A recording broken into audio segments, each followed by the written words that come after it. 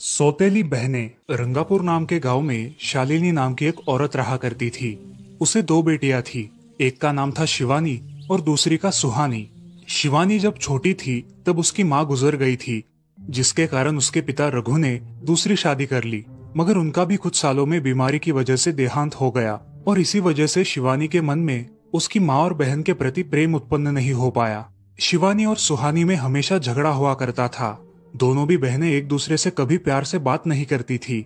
शालिनी ये सब देख बड़ी चिंता में रहा करती थी। ऐसे ही एक दिन, शिवानी सुहानी, चलो आ जाओ, खाना खा लो।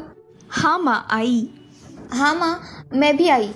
ऐसा कहकर दोनों बेटियां वहां आ जाती है और देखती है तो उनकी माँ ने उन दोनों के लिए गाजर का हलवा बनाया था। वो देख सुहानी और शिवानी बहुत खुश हो जाती है। माँ, तुमने ये हलवा मेरे लिए बनाया है? मुझे बहुत पसंद है। मुझे पता है कि मेरी दोनों बेटियों को हलवा कितना पसंद है, इसीलिए तो मैंने तुम दोनों के लिए हलवा बनाया है। और मेरे लिए माँ?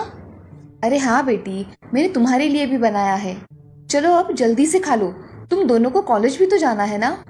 जी माँ, मैं ये कटोरी ले लूँ? मुझे जल्दी पहुँचना है कॉलेज में। हाँ ले लो। और सुहानी, तुम ये वाली कटोरी ले लो। जी माँ।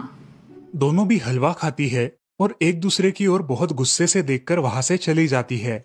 वो दोनों भी कॉलेज में एक साथ पढ़ा करती थी। फर्क सिर्फ इतना था कि शिवानी 3rd ईयर में थी और सुहानी 1st ईयर में। उन दोनों में 2 साल का अंतर था। फिर भी दोनों में हमेशा नोकझोंक हुआ करती थी, जैसे कि वो दोनों एक दूसरे की दुश्मन हो। ऐसे ही एक दिन, दीदी, मेरे कॉलेज की ट्रिप जाने वाली है। तुम्हारी भी ट्रिप जाने वाली है क्या? हाँ, मेरी भी जाने वाली है, मगर मेरा जाने का मन नहीं है। क्यों दीदी? क्योंकि वहाँ पे तुम हो। मुझे भी कोई शौक नहीं है तुम्हारे साथ आने का। मैंने ऐसे ही पूछ लिया। मैं जा रही हूँ। शिवानी और सुहानी एक दूसरे की ओर मुंह फेरकर वहां से चली जाती है। अगले दिन दोनों भी कॉलेज में जाती है। तब उनके टीचर उनसे पूछते हैं, शिवानी, तुम कॉलेज की ट्रिप में आने वाली हो? जी सर, मैं आने वाली हूँ।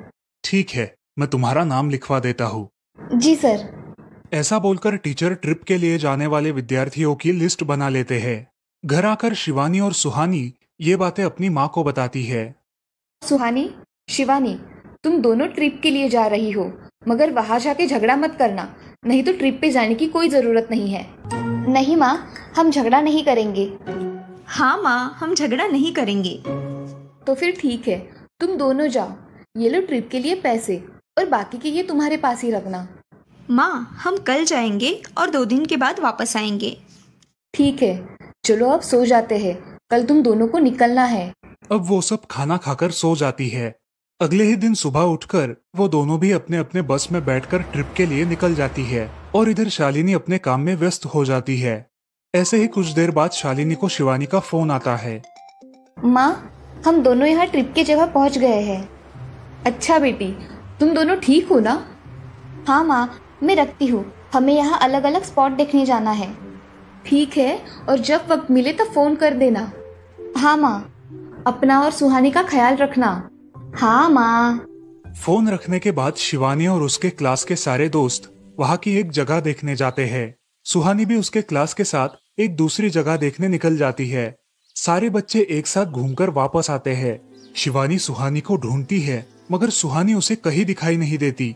इसीलिए शिवानी को बड़ी चिंता होने लगती है। अरे, ये सुहानी कहाँ रह गई? इसका तो कुछ भी पता नहीं, कहाँ ढूंढूं इसे? तभी शिवानी को सुहानी दिखाई देती है और उसके जान में जान आ जाती है। सुहानी, कहाँ गई थी तुम? मुझे कितनी चिंता लग गई थी तुम्हारी।